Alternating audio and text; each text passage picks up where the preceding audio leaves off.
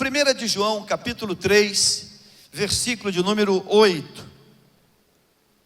Eu quero que a igreja, eu e você, eu quero que a gente olhe para esse texto.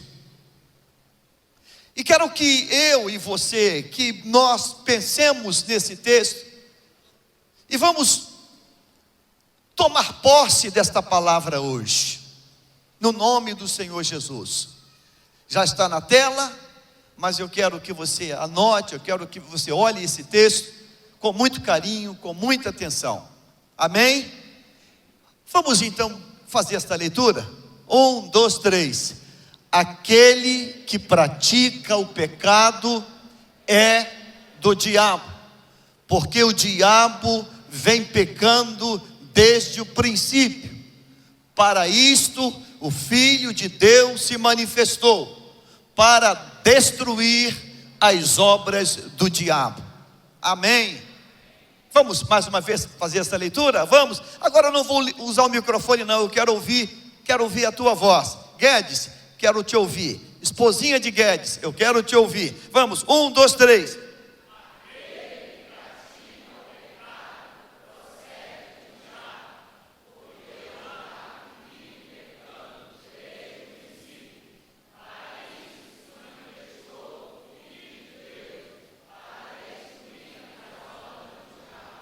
Amém. Você pode tomar o seu lugar. O bonito com esse texto é a maneira como ele começa. A forma pronominal que é usado nesse texto é uma forma abrangente. Aquele, aquela, aqueles, aquelas. E esse texto diz uma coisa interessante.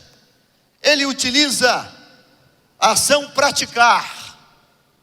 Aquele que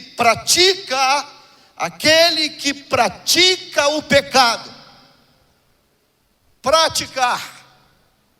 Se pedisse nessa noite uma definição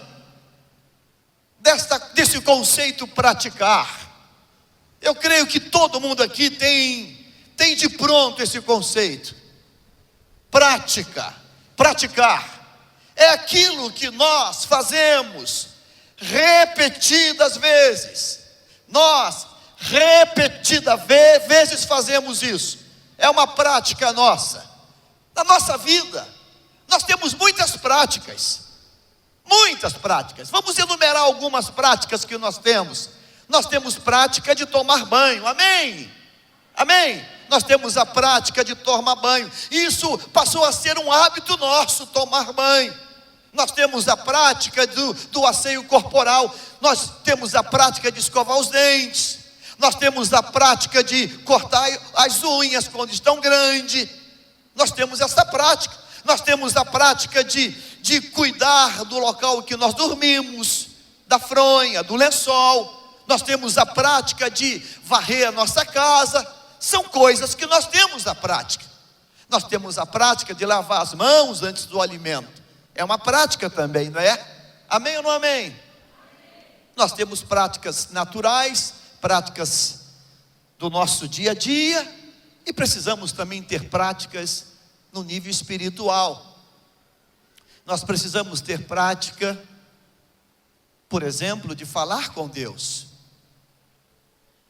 E eu pergunto nesta hora: quantos hoje, nesse momento que nós estamos vivendo, 18 horas e 55 minutos, quantos hoje tiveram a lembrança de ter a prática de falar com Deus? Você já falou com Deus hoje? Você já falou com Deus hoje? É uma prática de estar na igreja. Essa semana eu vi um adesivo de um carro, é de uma outra igreja, a igreja de Roma, mas eu achei tão sublime. Eu falei, quem bolou essa máxima estava inspirado. O adesivo dizia assim: domingo sem missa, semana sem graça. Vou repetir: domingo sem missa, semana sem graça. Bonito, não é bonito? Né? Eu não posso nem pegar uma carona, que vão dizer que a gente está imitando, mas que vontade de dizer assim: domingo sem culto, semana sem graça. Mas já, eu não sei se aquilo plagiou, se ele plagiou de alguém, mas já sei, interessante.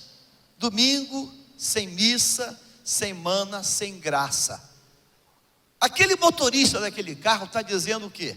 Qual é a leitura que nós fazemos subliminar disso aí? Qual é a leitura que está de forma subjetiva? É que para aquele motorista, todo domingo é domingo de missa. Então, a missa para ele é uma prática. A missa para ele é uma prática. Será que eu percebo que tem coisas que se tornaram práticas, que se tornaram repetitivas na minha vida? Será que eu consigo entender isso como pecado? Mas para pensar isso eu tenho que primeiro entender o que é pecado.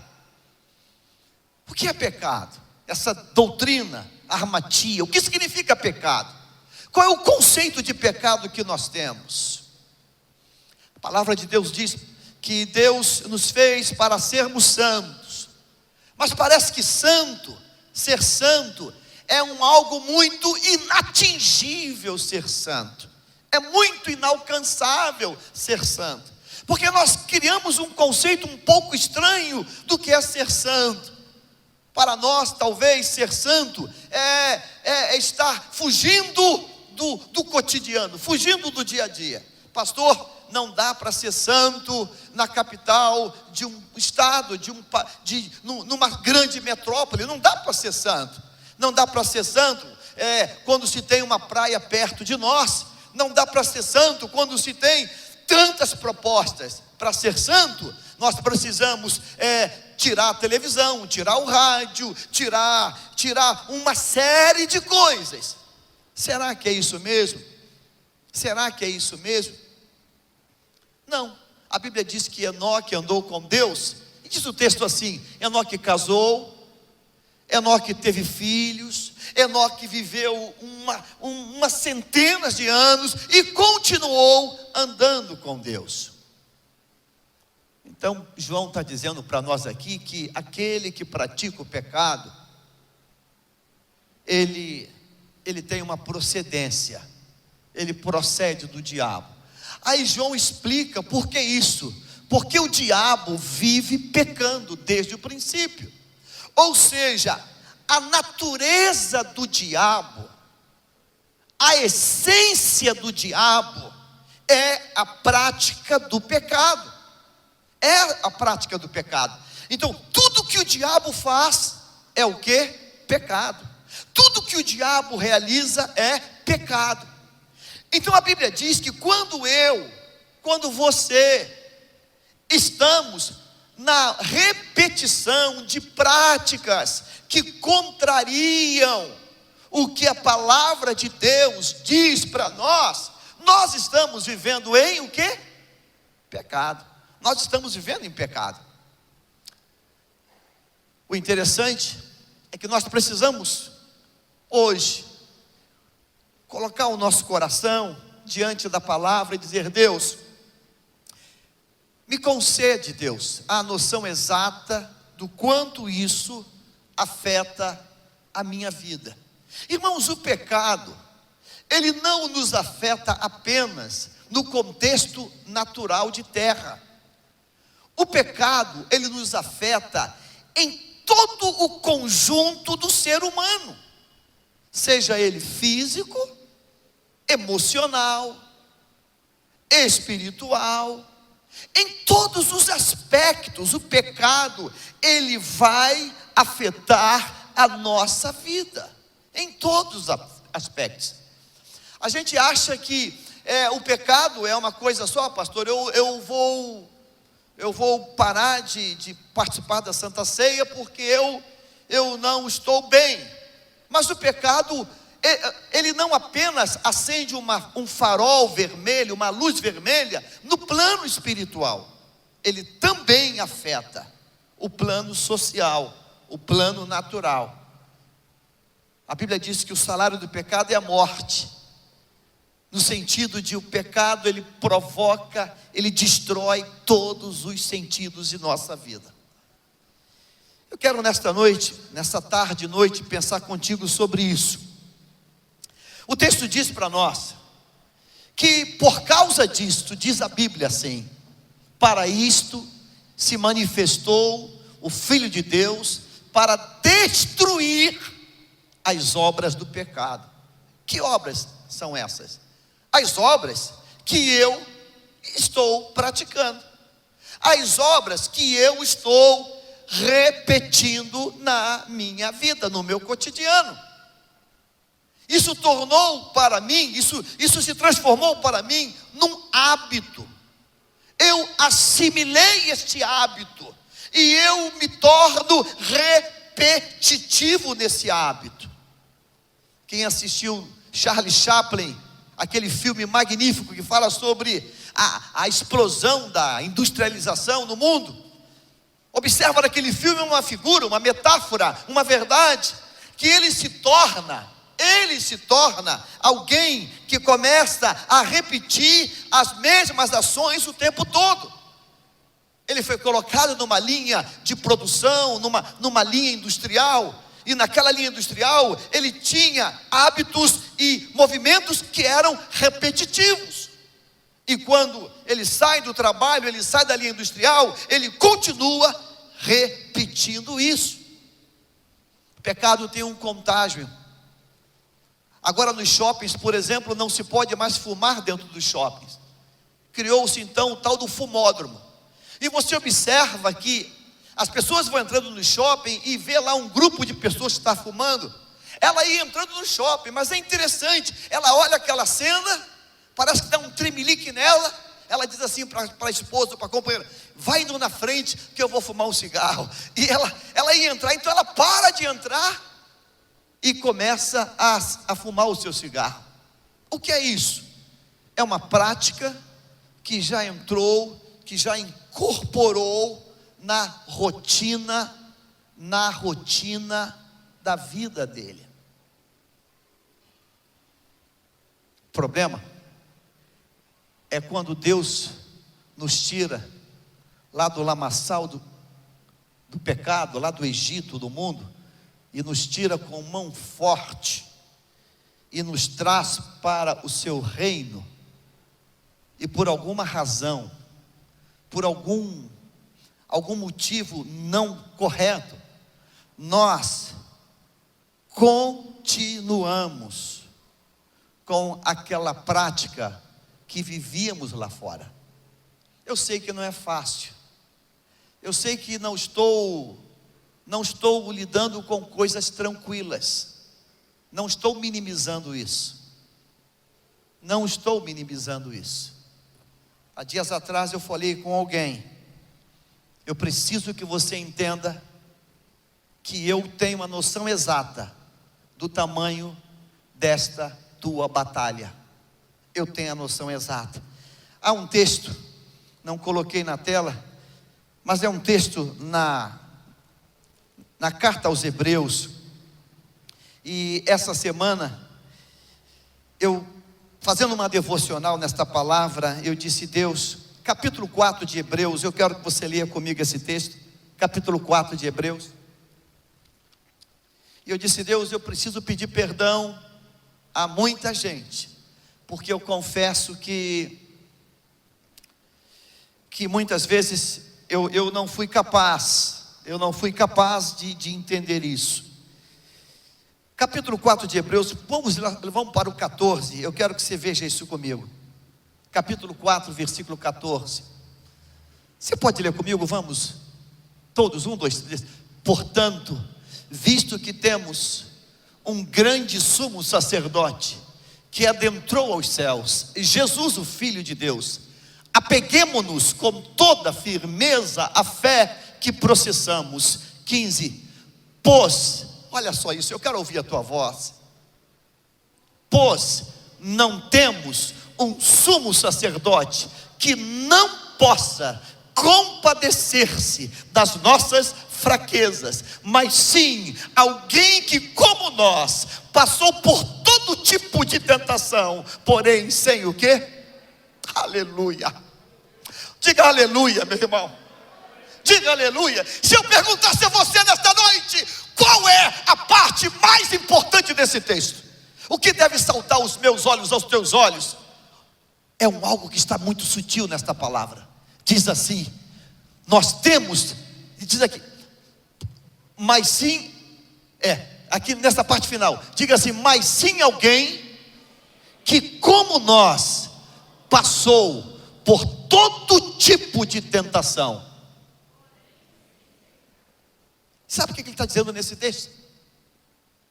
Que esse Jesus, que vai nos tirar do pecado, do mundo, do inferno, esse Jesus, Ele sabe o nível, a dimensão da prisão em que você se encontra. Porque está dizendo aqui: pois não temos um sumo sacerdote que não possa compadecer-se de quem? Das fraquezas dele. De quem? De quem? Das nossas fraquezas. Vem cá, pastor Daniel Miranda, por favor, me ajude, pregue comigo. Fique nessa ponta. Vamos fazer uma coreografia. Fica assim. Ele está lutando. Ele está lutando contra o pecado. Ele está se debatendo. Ele está lutando. Vai arreando, vai sendo nocauteado. Ele está sofrendo muito. Diz a Bíblia que esse sumo sacerdote, quando chega perto dele, diz assim: olha, eu sei o que você está passando, eu sei o que você está sofrendo, eu sei o que você está suportando, eu sei, meu irmão, em nome de Jesus, diga assim: Jesus sabe o tamanho da minha luta. Ele sabe, porque não temos um sumo sacerdote. Se ele não soubesse, diria assim: que foi? Vai, fica lá. Que gracinha é essa? Que é uma chupetinha. Que está sentindo? Isso é falta de vergonha na cara. É falta de vergonha. Tu não tem vergonha. Diga assim: glória a Deus. Porque o sumo sacerdote tem a noção exata do tamanho da minha batalha. Diga glória a Deus por isso. Diga glória a Deus, porque não temos um sumo sacerdote que não possa o quê? Se o quê? Diga assim: Jesus se compadece. Quer dizer assim: eu sei o que é isso. Eu sei o que você está sofrendo. Eu sei o tamanho da tua dor. E eu estou aqui para dizer: eu vou ajudar você a vencer isso. Diga glória a Deus, meu irmão. Diga para quem está perto de você que se você não está sozinho, você não está sozinho. Ele sabe o tamanho da nossa dor. Ele se compadece por nós. Sabe por quê? Porque ele passou. Olha o que diz esse texto. Diga assim: passou por todo tipo de tentação. Talvez isso seja muito forte para a gente ouvir. Talvez isso seja muito forte para a gente ouvir. Mas não fui eu que escrevi a palavra. Amém ou não amém? Está na Bíblia isso? Diga assim: Jesus passou por todo tipo de tentação. Diga assim: porém, sem pecado. Você concorda comigo que se Jesus vivesse hoje, ele seria tentado para tomar uma cerveja gelada, sim ou não? Sim ou não? Seria tentado para tomar um uísque, sim ou não? Seria tentado para olhar para uma mulher, sim ou não? Passou por todo tipo de tentação. Seria tentado a fumar um cigarro, sim ou não? Sim, seria. Há dias atrás, passando, já contei aqui uma vez, indo aqui no Santos Dumont para pegar um avião, estavam dando cigarro. Era um lançamento de uma marca, não vou nem falar a marca não. Todo mundo que passava no raio-x, tinha lá essas modelos que eles contratam, com uma bandeja cheia de carteira de cigarro. E me deu a mim não, deu para todo mundo. Você ia entrando assim, correndo para pegar o voo, e tá aquelas moças lá, para cada passageiro. Eu olhei e falei: Ih, Jesus. Era uma carteira, não a carteira inteira, eles fizeram uma carteira customizada, uma carteira menor daquele cigarro. E muita gente agradecia, voltava assim: poxa, pode pegar outra? Eu posso pegar outra? Pode pegar mais um pouquinho. Era gente que fumava. E eu peguei lá a minha carteirinha de cigarro. Falei, Jesus, é cigarro. Sentei lá, enquanto aproveita para chamar, como quem não quer nada, joguei no lixo. Joguei no lixo. Talvez lá no meu inconsciente,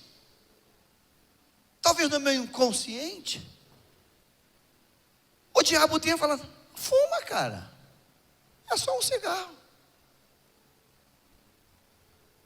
Abra jornal, propaganda de apartamento. Você vai visitar o stand e você ganha uma garrafa de uísque. Página inteira. Não vou nem falar com o empreendimento. Não pode alguém crer lá. Está lá. Vá visitar o stand, leve um anúncio e ganhe uma garrafa de uísque. Isso é uma tentação ou não? Amém ou não? É ou não é? Lógico que é uma tentação. Caramba. Eu nem queria beber, pastor. Eu nem queria, mas fui lá e me deram. Eu nem queria beber, mas eu fui lá e me deram. Jesus passou por todo tipo de tentação, mas ele não cedeu.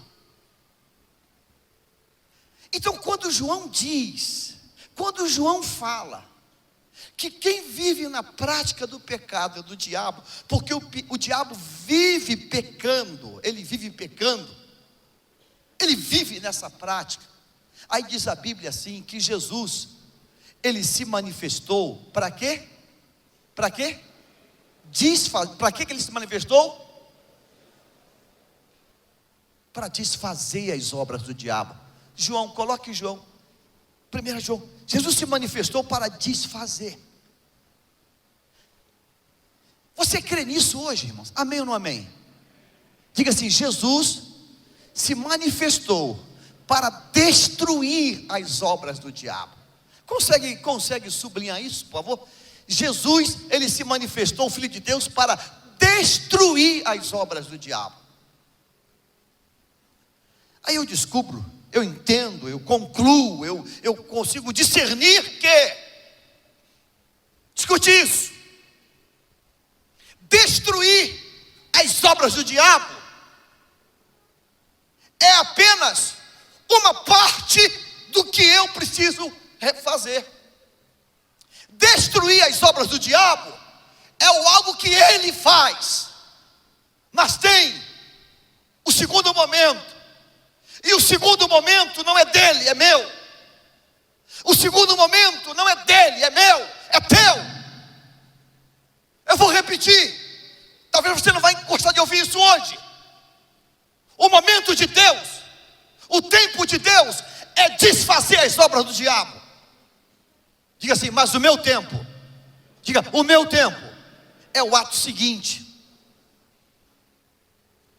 O meu tempo é o ato seguinte.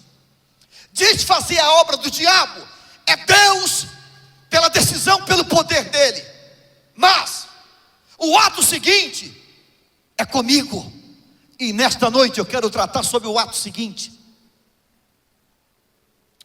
Vem cá novamente, pastor Fábio Daniel Miranda.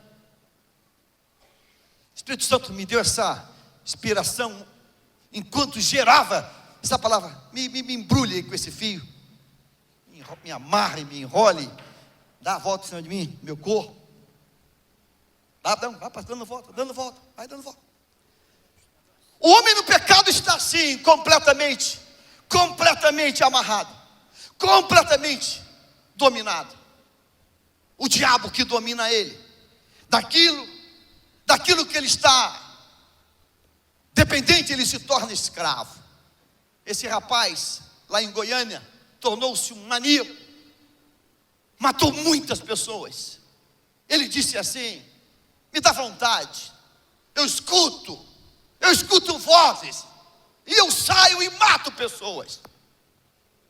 Você conhece elas? Não conheço. Eu apenas tenho vontade de fazer isso. Me dá vontade de sair e matar pessoas. É a prática de todo maníaco, de todo pederasta, de todo louco, de todo aquilo que vive preso pelo pecado, na prática do pecado. Por que você faz isso? Ah, eu faço porque faço. Lembro o dia que eu atendi alguém que passou aqui, parou o carro e disse: pastor está aí? Nunca vi na vida. Ele atende pessoas? Ele atende. E eu fui atender, e a pessoa começou assim: sou advogada. A roupa daquela pessoa era uma roupa muito cara, muito luxuosa, e eu vi que ela tinha um padrão alto de vida. Eu falei: sim, tudo bem, também fiz direito, somos colegas. A senhora o quê? Eu roubo, sou cleptomaníaca. A senhora, olhei para ela, muito elegante, falei: a senhora faz o quê? Eu roubo, eu sou ladra. A senhora assalta? Eu falei: opa, eu ainda brinquei com ela: opa, deixa eu segurar minha carteira. Não, eu não assalto pessoas, eu assalto coisas. Eu vou no restaurante, eu saio do restaurante com um garfo, com a faca, com a taça de cristal. Eu me hospedo no hotel, eu carrego a toalha, eu carrego o que eu posso carregar, o lençol. Eu entro numa loja, eu faço compras, gasto dinheiro, mas eu tenho que levar alguma coisa daquela loja. São os meus troféus. Por que a senhora faz isso? Não sei, faço isso há muitos anos. Estou no meu 3º ou 4º relacionamento, disse ela. Porque quando os meus parceiros, maridos, descobriram que eu era assim, cansaram de ir na delegacia me tirar. Eu já passei por quase todas as delegacias da Zona Sul. Eu lembro que eu falei: há um culto aqui de libertação, vamos agendar, e seu assunto é sal grosso, é libertação, isso é demônio. Ela: não, eu não vejo assim, eu sou assim, é meu jeito de ser. Falei: muito prazer em conversar com a senhora.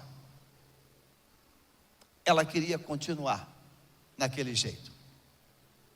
O texto diz que Jesus, ele veio e se manifestou para destruir as obras do diabo.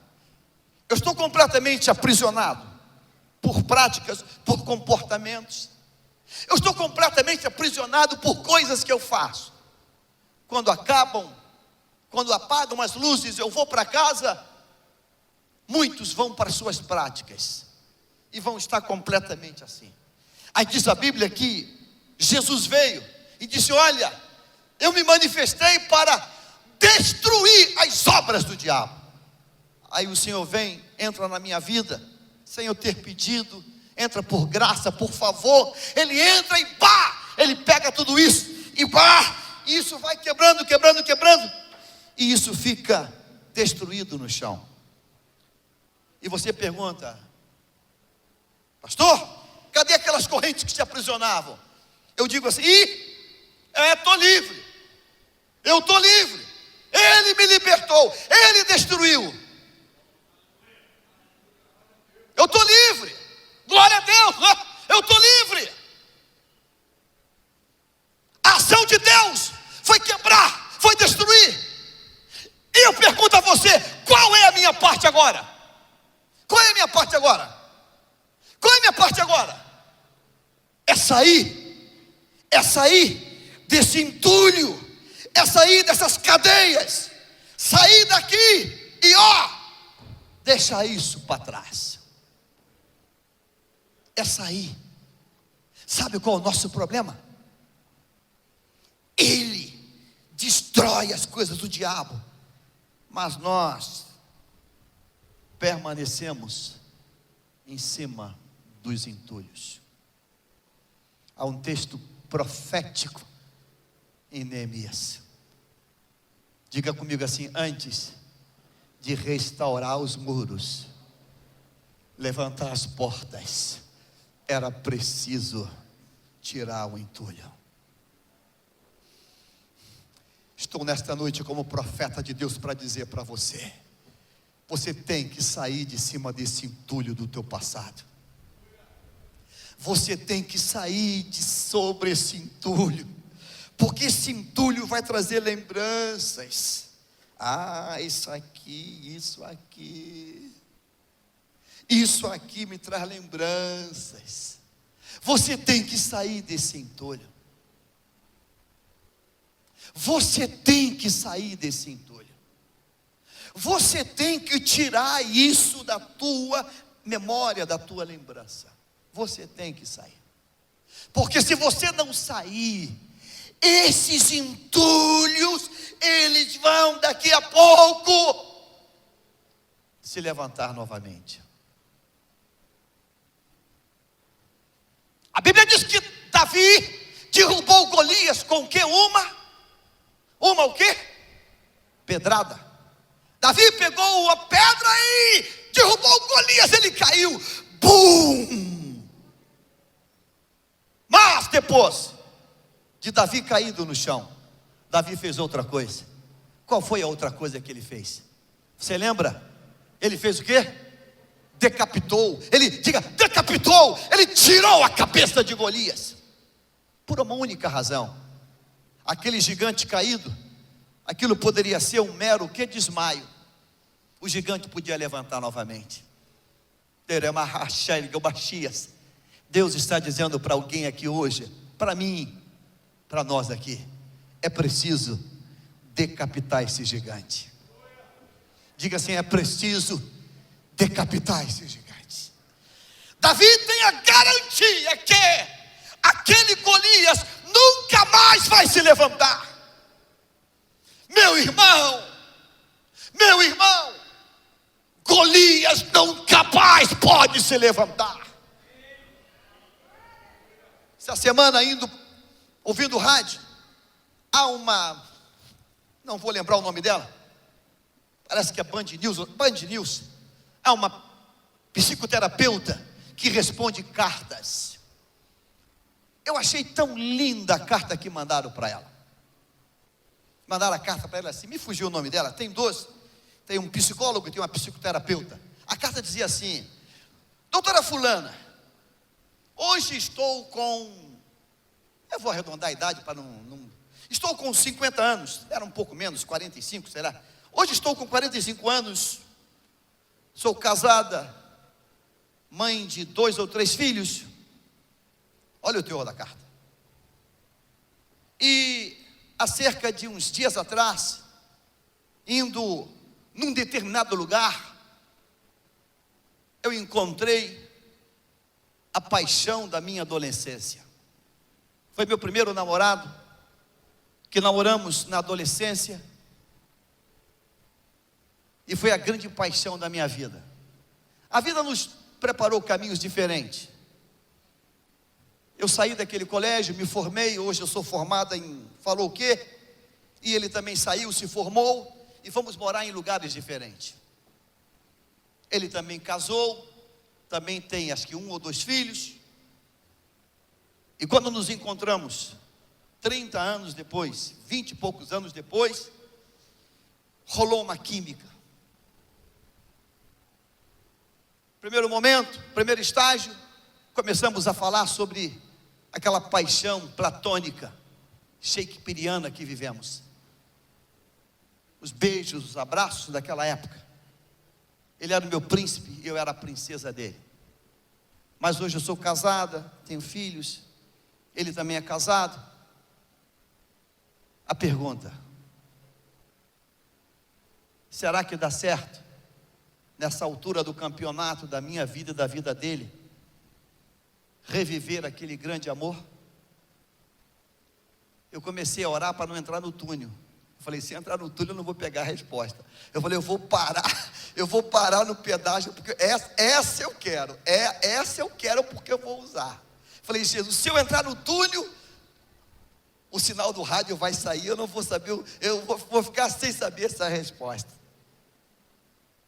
Aquela psicoterapeuta, ou ela é crente, ou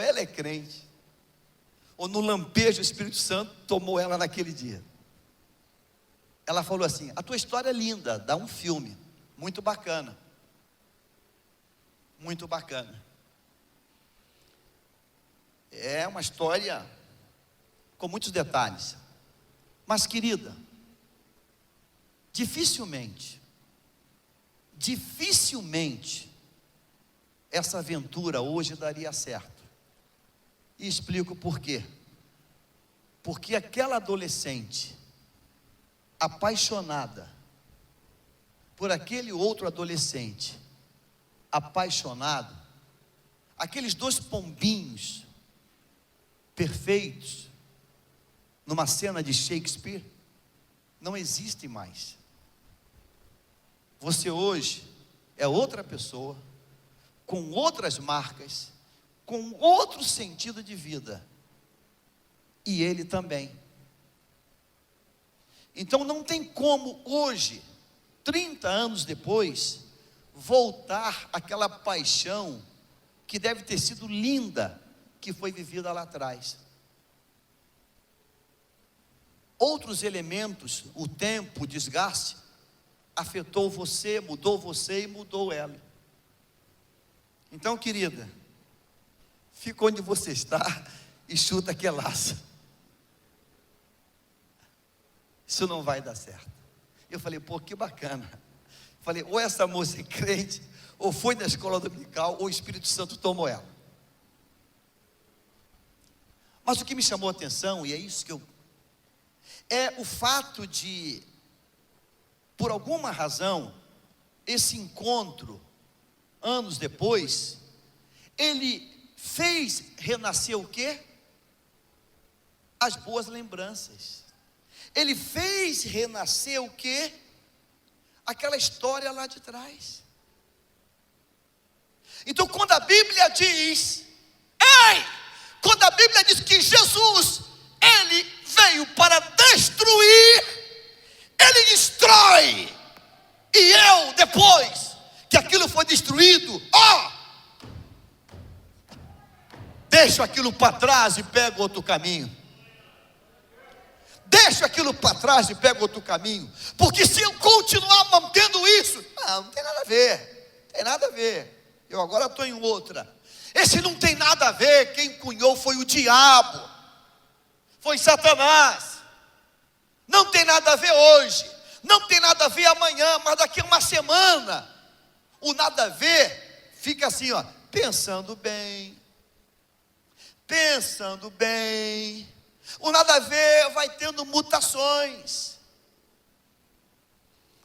Lucas 15 é um capítulo que eu sou apaixonado. Foi Deus que lá no chiqueiro de porcos tocou naquele menino. E diz a Bíblia assim, e caindo em si. Irmãos, escute isso. Fazer-nos cair em si é trabalho do Espírito Santo. Amém? Diga assim, fazer-nos cair em si é trabalho do Espírito Santo. Hoje, antes do culto começar, falei com algumas pessoas que estão aqui nos visitando. E falei com uma especial que está aqui me olhando agora. Eu disse, é visitante? Ela falou, sou visitante. Que trouxes aqui? Ela disse assim, meu coração pediu. Ela está rindo para mim. Meu coração pediu hoje para ir à igreja. Você sabe quem faz isso? Diga assim, o Espírito Santo de Deus. Na verdade o coração não pediu coisa nenhuma, porque o coração é enganoso. Quem pediu foi o Espírito Santo. Diz assim, vai na igreja hoje. Vai na igreja hoje. O Espírito Santo tocou e a pessoa veio. Foi tocado pelo Espírito Santo. Obedeceu à voz do Espírito. O filho pródigo está ali, naquele chiqueiro de porcos. Deus destruiu toda a ação do diabo na vida dele. Diga assim, passo número 2. Diga, passo número 2. Ele declara. Você lembra? O que ele fala? Levantar-me-ei. Peraí, tem alguma versão que diz diferente? Deus vai me levantar, é isso? É isso? Levantar-me-ei. E vou continuar aqui. E vou negociar um salário. E vou negociar um ticket de refeição com o dono do trabalho, é isso? É isso? Não. Levantar-me-ei o quê? Irei ter com meu pai. Diga assim, cada passo que ele dava. Diga assim, cada passo que ele dava, o chiqueiro de porcos ficava mais distante. Diga, cada passo que ele dá, o chiqueiro de porcos fica o quê? Diga, cada passo que ele dá, o chiqueiro fica o quê? fica o quê? Quanto mais ele andar, mais longe fica o chiqueiro. Em nome de Jesus, comece a andar na direção certa. Comece a andar na direção certa. Comece a andar na direção certa. Sabe, o raio de ação do Pai, o raio de ação do Pai não está ali, lá no chiqueiro, pegando ele pela mão. O raio de ação do Pai está no caminho que aponta a chegada da casa do Pai. É no caminho que chega na casa do Pai que o Pai olha e vê ele lá longe. Mas sabe onde o Pai vê? O Pai vê ele já chegando. Em nome do Senhor Jesus, hoje, neste domingo, eu gostaria de propor para mim e para você que esse ano vai terminar diferente. Ah, você não ouviu o que eu falei? Você não ouviu o que eu falei? Eu quero propor para mim e para você que esse ano vai terminar diferente. Diga assim: esse ano vai terminar diferente. Esse ano, aquele que pratica o pecado procede do diabo. Eu não quero mais praticar o pecado. Você pode decidir hoje: eu não quero mais praticar o pecado. Nós somos tão miseráveis, irmãos, que quando o médico nos dá um diagnóstico, a gente obedece. A gente obedece. Tenho lá um conhecido, faz lazer comigo. E aí? Parei de fumar. Aí diz assim: o médico me proibiu. Parei de fumar. Fala para o outro: meu médico me proibiu. Dá vontade de pegar um gato morto e dar até o bichinho miar novamente. Eu não quero parar de fazer coisa porque o médico me proibiu. Eu quero parar de fazer coisa porque a palavra está mandando eu parar.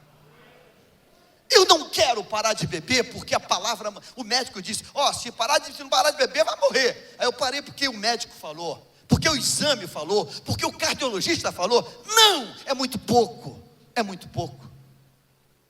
Eu quero dizer: Deus, eu vou parar a prática do pecado. Prática é aquilo que eu repito. Eu quero quebrar essa cadência hoje no nome de Jesus. Eu quero quebrar essa cadência, mas eu quero fazer uma outra coisa. Eu quero deixar isso para trás. Eu quero deixar isso para trás. Sabe, irmãos, há um célebre filme dos anos, talvez anos 30 ou 40, Dr. Jekyll e Hyde. Quem lembra disso? O médico e o monstro. É um filme cabeça. Eu gosto de filme cabeça. Esse filme, esse autor trabalha com a seguinte visão: que dentro de nós há uma pessoa boa e uma pessoa má. Há uma pessoa correta e há uma pessoa incorreta. Dentro do ser humano há um lado bom e há um lado ruim. E isso é verdade mesmo. Isso é verdade mesmo. Se nós não tivermos uma vigilância total, é o que diz a Bíblia: o coração é enganoso e é corrupto, mais que todas as coisas. Se nós não tivermos, irmãos, uma decisão, esse monstro cresce dentro de nós. Pastor Bill Burkett, que pregou aqui em São Cristóvão, ele pregou uma mensagem que eu nunca mais esqueci. Eu gosto de ouvir mensagens boas. Eu nunca mais esqueci. Não sei quem estava nesse dia lá em São Cristóvão: o cão e a pomba. Tem alguém que estava nessa mensagem? Ninguém estava. Perderam uma grande mensagem. O cão e a pomba. Pastor Bill Burkett, convidado pelo pastor Túlio Barros para a escola bíblica. Ele conta que um homem, ele gostava de animais, mais ou menos isso. E ele gostava de seres vivos na casa dele. E ele tinha uma pomba branquinha, linda. Aquela pomba era a pomba da casa, a pomba dele. Aquela pomba era a pomba que já estava bem domesticada, vamos falar assim. Todo dia ele sentava para tomar café, a pomba vinha e ele pegava miolo de pão e dava para a pomba, ele dava milho para a pomba. A pomba vivia na casa dele. A pomba ficava na janela dele, emitindo o seu som para ele acordar de manhã. O pastor Bill contou que um dia, esse homem, ele ganhou um cachorro, um filhote de cachorro, e levou para casa também. Filhote, pequenininho, bacaninha, peludinho, fofinho. E ele amava aquele cachorro também. E foi dando comida, e o cachorro foi crescendo. O cachorro foi crescendo. E o cachorro ficou muito grande. Um cachorrão enorme. Ele amava o cachorro também. E ele conta que um dia chegou da igreja, as cadeiras estavam viradas na sala, as peças de decoração estavam no chão, a casa estava de ponta cabeça. Ele notou que no chão daquela sala estava repleto de penas e gotas de sangue. Ele entrou em pânico. Ele achou que um ladrão tinha invadido a casa dele. Ele entrou na casa, tudo fora do lugar, tudo virado. E ele olhou e lá está o cachorro lá com aquela cara de irado. E ele, o que está acontecendo?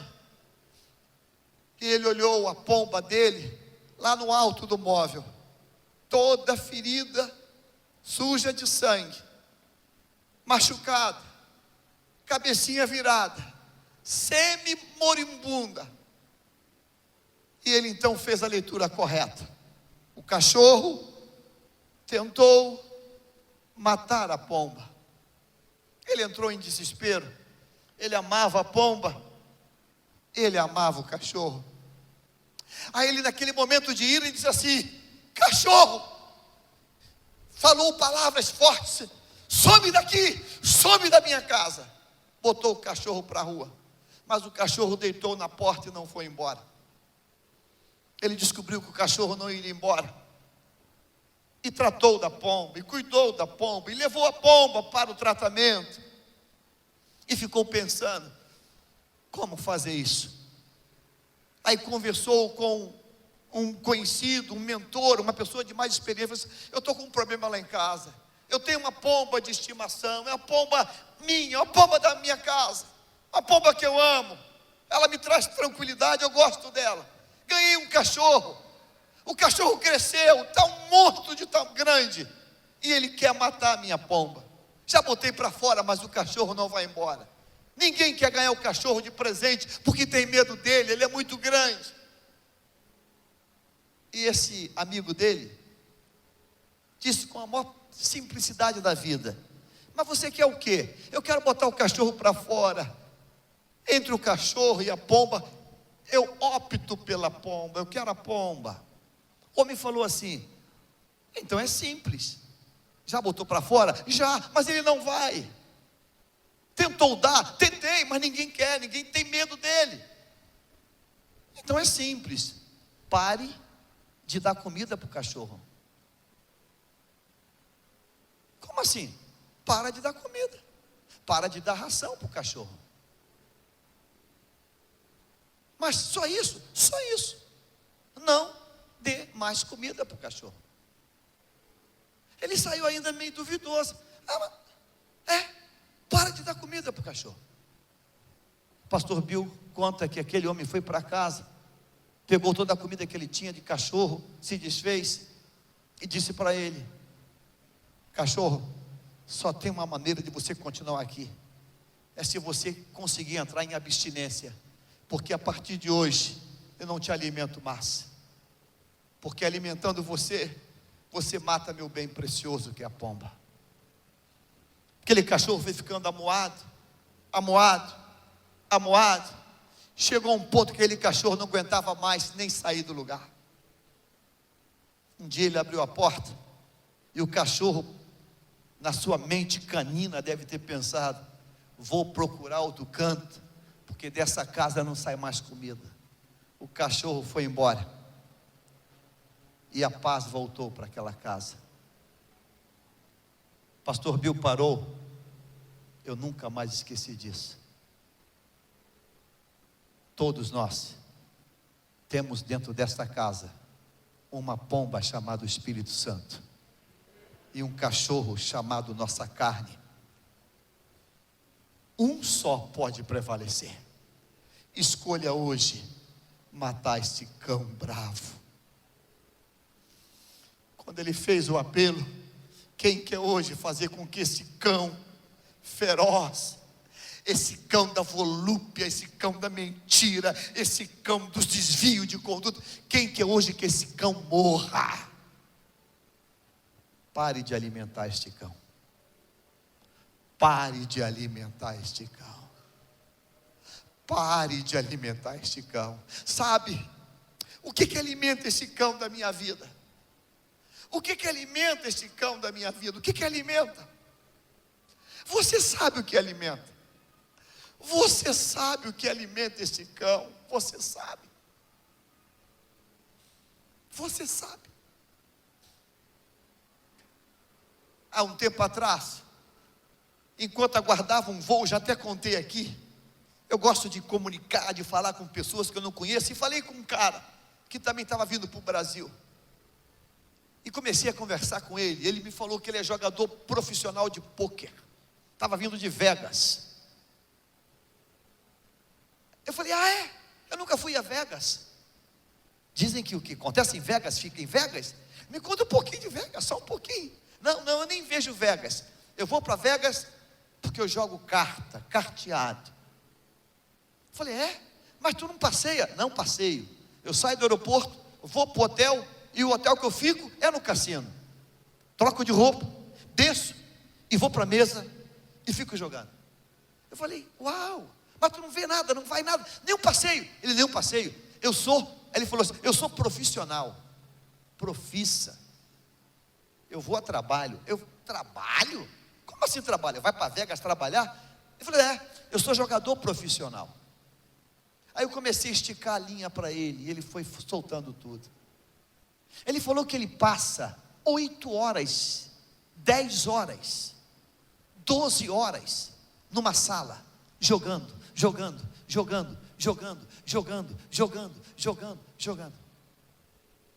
Eu falei, rapaz, mas você para comer? Não como. Levam na mesa para mim. Jogando. A gente só para quando tem que ir no banheiro, e o banheiro é pertinho. Eu falei, rapaz, essa é a minha vida, é o que eu gosto de fazer. É a minha profissão. Eu buscando uma palavra para dizer, meu amigo, isso aí é dependência, isso aí é prisão, isso aí é vício. Como é que eu digo isso sem deixar ele triste comigo? Aí ele me falou uma pior. Ele disse, o meu estado, que eu venho do Brasil, tem um grupo de parceiros meus, todos que fazem isso, e nós alugamos uma mansão no meu estado, uma mansão top, e estamos ensinando meninos, rapazes, que gostam de jogo, a se transformarem em experts do carteado.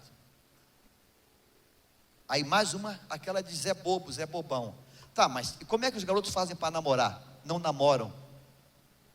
Como é que faz para curtir a vida? Não curtem. Eles têm um alvo, estão focados. O focado é ganhar o primeiro milhão. E vão ganhar. Porque sabem jogar carta. Aí ele começou a falar, já ouviu falar em fulano? Ganhou não sei quantos milhões, Beltrano. E começou a falar artistas do Brasil, atletas. Fulano é do meu grupo, Beltrano é do meu grupo. A pessoa não percebe que aquilo que começou com uma prática de amigo, virou uma prática do vício, virou um pecado. E só tem um jeito. Quem sabe tomar o passaporte dele e queimar. Só tem um jeito. Prender ele em algum local que ele não possa voltar para aquela fonte do pecado. Nesta noite, bem direto, você tem 2 caminhos hoje. Depois da bênção apostólica, sair daqui e continuar na prática da repetição. O outro caminho hoje é você dizer: esta era a palavra que eu precisava ouvir. Eu descubro hoje que Jesus se manifestou para quê? Para quê? Qual foi o outro texto que nós usamos? Hebreus capítulo 4. Coloque na tela, por favor. Eu quero. Capítulo 4, versículo 14. Portanto, visto que temos um grande sacerdote que adentrou. Não, aquele outro texto. É isso aqui. Grifa em cima também. Pois não temos um sumo sacerdote que não possa compadecer-se das nossas fraquezas.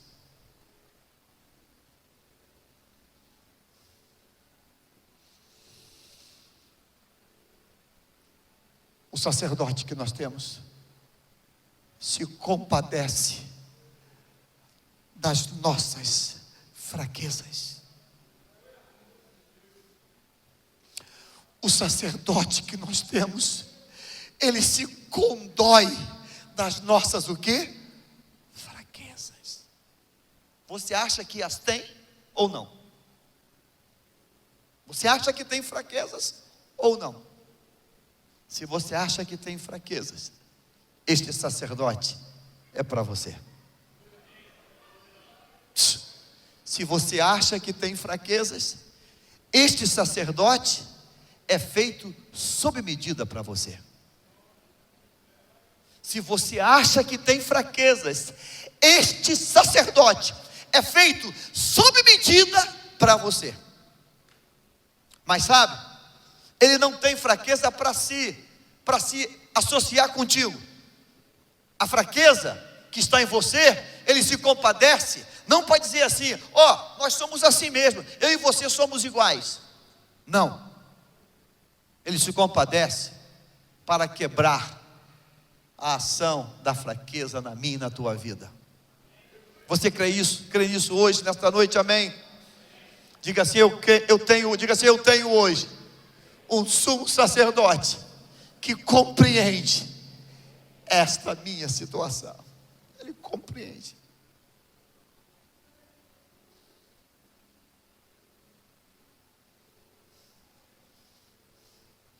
Nada dói mais do que você ouvir um ser humano dizer: pastor,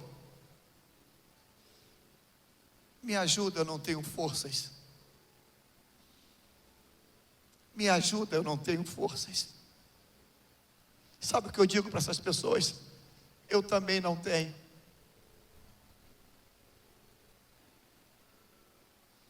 Mas tem um que tem. Quando o filho pródigo cai em si, as cadeias caíram naquele local. Ele disse: levantar-me-ei, irei ter com meu pai e dir-lhe-ei: pai, pequei contra o céu e diante de ti. Já não sou digno de ser chamado teu filho, mas me faz como um dos teus jornaleiros, dos teus empregados. Eu quero nesta noite terminar esse culto dizendo para mim e para você, que Deus hoje sinaliza um tempo novo.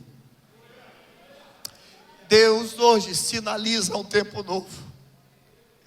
Deus hoje diz para mim: Jaime, esse monstro que te manipula, eu posso hoje derrotar ele para você. Eu posso hoje quebrar essa ação diabólica sobre a tua vida, essa inclinação, essa tendência, essa vontade. Eu posso fazer isso por você hoje. Eu posso fazer isso hoje por você. Mas a minha parte é quebrar isso. Mas sair da prisão é com você. Amém ou não amém? Amém? A última referência para você. Pedro está preso. Diga assim: Pedro está preso numa cadeia com 4 quaternas de soldado. 16 homens estão vigiando Pedro. Tiago já foi morto. ele vai ser morto no dia seguinte. Pedro está acorrentado num cárcere. Deus vem, entra naquele cárcere e diz assim: acorda, acorda. Ele abre o olho, acorda. As cadeias se rompem. Diz assim: bota a roupa, se veste, calça, sandália. Ele se veste. Aí diz a Bíblia assim: que Deus abre a porta da cadeia. Está lá Pedro lá. Você está solto, calçou, está vestido, agora sai daí, sai daí. Ele começa a andar. Diz a Bíblia que as portas da cadeia fizeram o quê? Se abriram. Deus automatizou portas naquele tempo. Uau! Quando é que a porta do banco se abre? Ou quando é que a porta automática se abre? Quando? Diga assim: quando eu me aproximo dela. Se eu não me aproximar, ela está fechada.